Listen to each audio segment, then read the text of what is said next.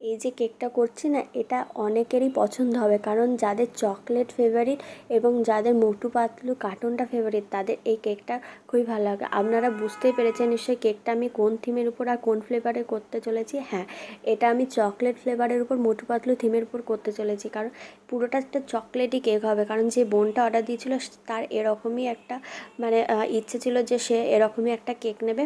আমি উপর থেকে গানাশটা ছড়িয়ে দিচ্ছি এবং চারিদিকে এটা একটা প্যালেট নাইফের সাহায্যে ছড়িয়ে দিচ্ছি। এবং এই গানাশটা করতে আমার এতটাই ভালো লাগে যে কি বলবো, এর উপর থেকে যখন মানে নিজের মুখটা দেখা যায় না, তখন মানে বেশ ভালো লাগে। কারণ গানাশটার বৈশিষ্ট্যই হলো এটা, যাতে মুখ মানে উপর থেকে মুখটা দেখা যায়। তো আমি একটু ড্রপও দিয়ে দিচ্ছি যেখানে মানে ড্রপটা ঠিক করে হয়নি। তারপরে এই দেখুন আমি উপরে আমার হাতটা দেখাচ্ছিলাম। এরপরে আমি আস্তে আস্তে মোটু পাতলু থিমের যে টপারগুলো, যেগুলো নন এডিবল, এগুলো কিন্তু খাওয়া যায় না, সেগুলো আস্তে আস্তে বসিয়ে দিয়েছি। তো আপনারা দেখে বলুন যে কেকটা আপনাদের কাছে কেমন লেগেছে। যদি ভালো লেগে থাকে তো লাইক কমেন্ট শেয়ার করতে একদমই ভুলবেন না। আর হ্যাঁ, এগুলো আমি দেওয়ার পরে ভাবছিলাম যে একটুখানি কি উপরে কিছু ছড়িয়ে দেবো, তো মানে মনে হলো যে উপরে ছড়িয়ে দিলে চকলেট মানে যে গানাশের যে গ্লেজটা সেটাই থাকবে না, মানে যে উপর থেকে দেখাচ্ছে সেটাই থাকবে না। তো আপনারা বলবেন।